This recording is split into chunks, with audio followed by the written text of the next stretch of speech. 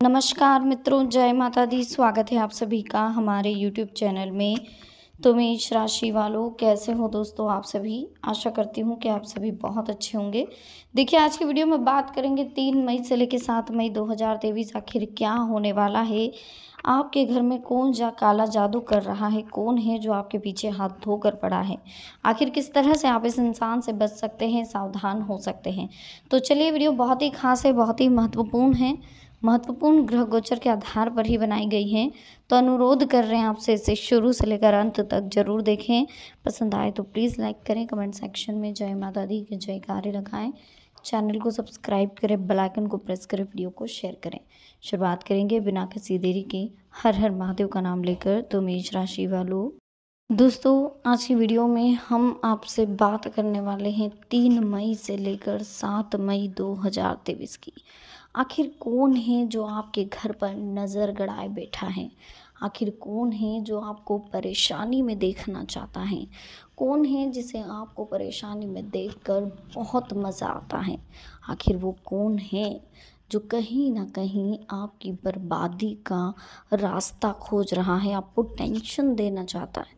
तो ऐसे इंसानों को पहचानना बहुत ज़रूरी है। ये वो लोग हैं जो हर वक्त हमारे ऊपर नज़र गड़ाए बैठे हैं। ये वो लोग हैं जो हर वक्त हमारी बर्बादी का ख्याल अपने मन में लेकर घूमते रहते हैं। तो कहीं ना कहीं इन लोगों से बचकर रहना होगा। उसके लिए हमें सबसे पहले 5 बातों का ध्यान रखना होगा। 5 चीज़ें ऐसी है जो कहीं ना कहीं हम गलतियां कर बैठते हैं, तो कुछ सावधानियां, कुछ सतर्कता हमें बरतनी होगी। फिर हम आपको कुछ ऐसे टिप्स बताएंगे जिससे आप इन लोगों को पहचान भी सके आसानी से। तो पहली चीज़ जो कि आपको ध्यान रखनी चाहिए, कभी भी आप अगर एन लोगों के बीच में बैठे और आपको लगने लग जाए कि यार बहुत ज़्यादा नेगेटिविटी फील हो रही है, मतलब हर बात पे किसी न किसी की बुराई ये लोग कर रहे हैं, कुछ ना कुछ गलत बातें बोल रहे हैं, कुछ ऐसी बातें बोल रहे हैं जो फ्यूचर को ख़राब करने वाली है। कभी या तो किसी की बुराई कर रहे हैं या किसी को ताने दे रहे हैं, मतलब अच्छा कुछ हो नहीं रहा है, कुछ पॉजिटिव फीलिंग वहाँ से आ नहीं रही है, कुछ कॉन्फिडेंस लेवल बढ़ नहीं रहा है, सुनकर कोई अच्छा नहीं लग रहा है। तो ऐसे लोगों के बीच उठना बैठना आपको पूरी तरह से बंद कर देना चाहिए। क्योंकि देखिए, ये वो लोग हैं जो कहीं ना कहीं आपकी बर्बादी के लिए ही ऐसा कर रहे हैं। ये आपके सामने कुछ ऐसी बातें करते हैं कि आपका माहौल नेगेटिव हो, आप परेशान हो, और ये हमेशा आपके माइंड पर जादू करने की कोशिश करते रहते, वशीकरण की कोशिश भी करते हैं। तो ऐसे लोगों से हमें दूर रहना है, ध्यान रखिए।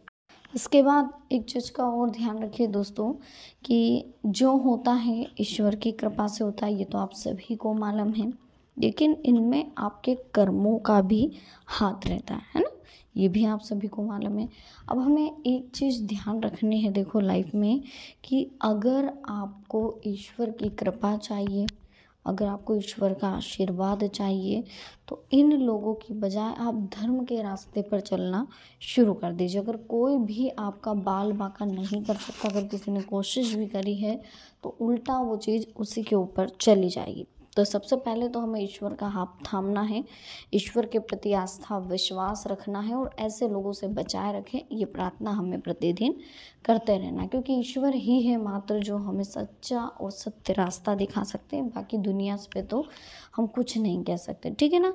इसके अलावा जो एक चीज़ और मैं आपको कहना चाहूँगी, देखिए एक चीज़ और ये है कि अगर आपको बहुत ज़्यादा गुस्सा आ रहा है, किसी के पास बैठकर आपका क्रोध बढ़ रहा है, बेचैनी हो रही है, घबराहट हो रही है, आपको समझ में नहीं आ रहा है कि यार माहौल एकदम से चेंज क्यों हो चुका है। देखिएगा, कभी भी कुछ लोग तो ऐसे होते हैं जिनके आने से बिल्कुल खुशियों वाला माहौल हो जाता है, कॉमेडी शुरू हो जाती है, और कुछ लोग ऐसे होते हैं जिनके आने से मतलब बहुत ज़्यादा तनाव फील होता है, ताने कसी शुरू हो जाती है, मतलब उनको सोचना पड़ता है बोलने के लिए कि यार इस व्यक्ति के सामने ये चीज़ ना बोले, अन्यथा इसको बुरा लग जाएगा। तो ऐसे लोग बहुत ज़्यादा नेगेटिव होते हैं, और इनके बीच में रहने से हमें भी नेगेटिव फीलिंग आती है।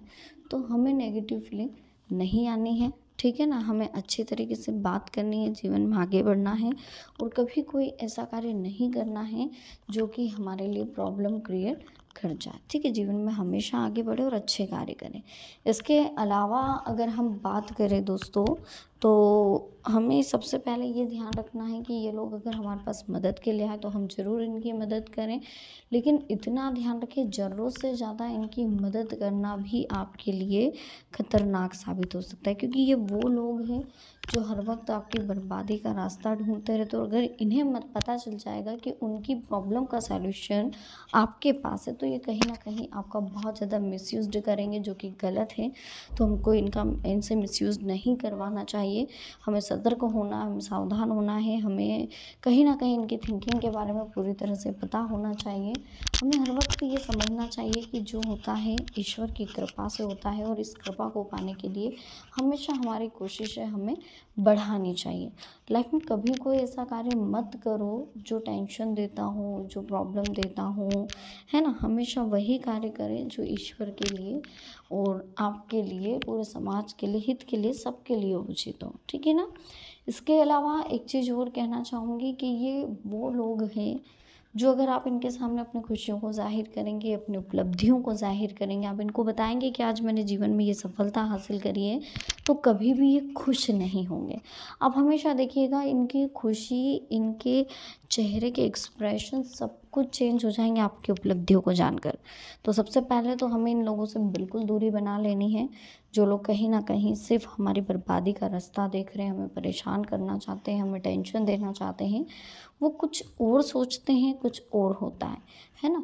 तो आप थोड़ा सा रिलैक्स रहिए, क्योंकि ये लोग क्या, अगर आपके लिए कुछ बुरा सोच भी रहे हैं ना, तो हमारे साथ हमारे ईश्वर हैं, वो हमारा बुरा नहीं होने देंगे। लेकिन फिर भी अगर आपको ऐसी फीलिंग्स आ रही है कि हाँ कोई तो है जो हमारे ऊपर नज़र लगाए बैठा या नज़र गड़ाए बैठा, या हो सकता है वो बुरा कर दे, वैसे तो आपके साथ ऐसा होगा नहीं, लेकिन फिर भी आपको ऐसी फीलिंग आ रही है, तो आप शनिवार के दिन 2 लौंग, 1 नींबू को अपने ऊपर से 21 बार वार कर 3 रास्ते पर जा कर के फेंक दें। इससे आपको काफ़ी कुछ चेंजेस अपनी लाइफ में देखने को मिलेंगे, और बहुत सारा परिवर्तन आपको आपकी ज़िंदगी में देखने को मिलेगा। तो बिल्कुल टेंशन ना लें, बिल्कुल लोड ना लें, जीवन में सब कुछ ठीक चलेगा, सब कुछ बेस्ट है।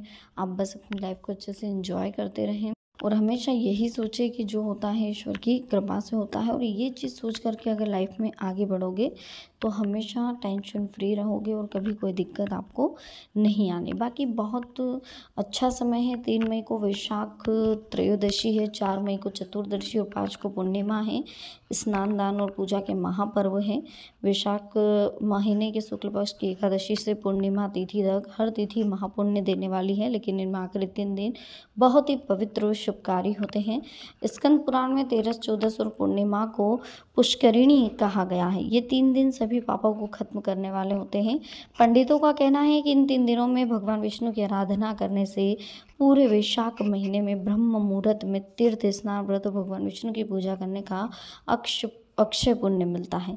वैशाख महीने के शुक्ल पक्ष की द्वादशी तिथि को भगवान विष्णु ने रक्षा की थी, और त्रयोदशी को भगवान ने देवताओं को अमृत पान करवाया था, और चौदस के दिन विरोधी दैत्यों को मारा था। पूर्णिमा पर सभी देवताओं को उनका साम्राज्य मिल गया था। इसलिए आखिरी 3 दिनों में भगवान विष्णु के 3 अवतार हुए थे। इनमें सतयुग में त्रयोदशी तिथि पर भगवान विष्णु नरसिंह रूप में प्रकट हुए थे। जल प्रलय काल में इस चौदस पर भगवान विष्णु कछुए के रूप में प्रकट हुए थे, जिसे कूर्म अवतार कहा गया था। वही वैशाख महीने की पूर्णिमा पर भगवान ने बुद्ध अवतार लिया था, जिसे बुद्ध पूर्णिमा के तौर पर मनाते हैं। तो देवताओं ने वैशाख महीने की 13 से पूर्णिमा तक हर तिथि को वरदान दिया है। कहा है कि ये 3 शुभ तिथियां मनुष्य के पापों का नाश करने वाली होगी।